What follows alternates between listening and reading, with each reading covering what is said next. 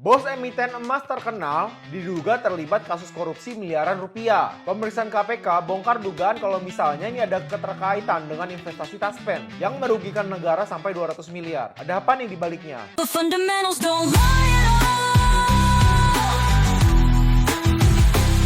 Bos sama Rian baru aja baca berita kabar heboh. Bos emiten Harta Dinata atau Harta lagi diperiksa KPK gara-gara ada dugaan kasus korupsi investasi di PT Taspen. Yang bikin geger, kerugian negara diduga sampai 200 miliar nih. Terus si Rian nanya, "Koi, lu udah denger soal bos Harta yang ditangkap KPK kok?" "Oh, gue udah baca tuh Yan. Pak Feryadi Harta Dinata, Direktur PT Harta Dinata Abadi atau Harta, beberapa waktu lalu dipanggil oleh KPK mengenai investasi di Taspen." "Emang kasus korupsinya modelnya kayak gimana sih kok?" "Jadi gini nih Yan, sebelum gue jelasin ini masih diduga ya Yan. Jadi yang gue terangin ini belum tentu benar. PT Taspen naruh duit investasi sebesar 1 triliun. Ditaruhnya di reksadana RD1 Next Gen 2. Jadi reksadana ini dikelola oleh PT IIM. Tapi ternyata diduga duitnya tidak dikelola dengan benar. Dan malah merugikan negara sampai 200 miliar. Terus peran bos Harta di mana tuh kok?" Nah ini yang masih diselidiki KPK Yan. Katanya sih diduga ada pertemuan dengan Pak Feryadi dan PT IIM yang menjadi titik awal dari kasus ini. Makanya Pak Feryadi dipanggil untuk menjelaskan perannya ada di mana.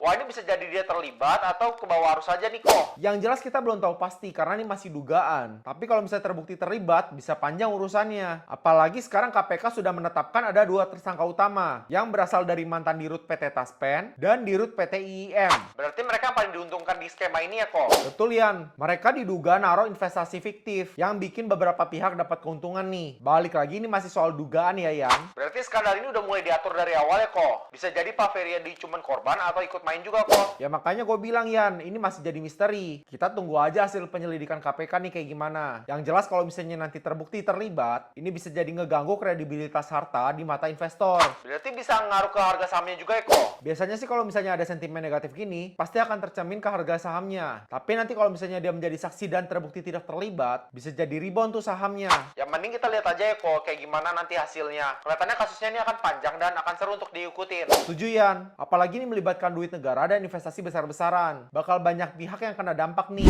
Tapi menurut lo gimana bro? Apakah bos Harta ini menjadi pemain yang terlibat atau cuma menjadi korban aja nih? Dan kira-kira bakal ngancam harga Harta gak ya ke depannya? Coba deh tulis di kolom komentar. Buat lo yang mau dapetin update saham Harta, langsung aja follow akun ini ya. Lo juga bisa bagiin video ini ke grup-grup saham lo dan simpan video ini untuk memperkuat tesis lo.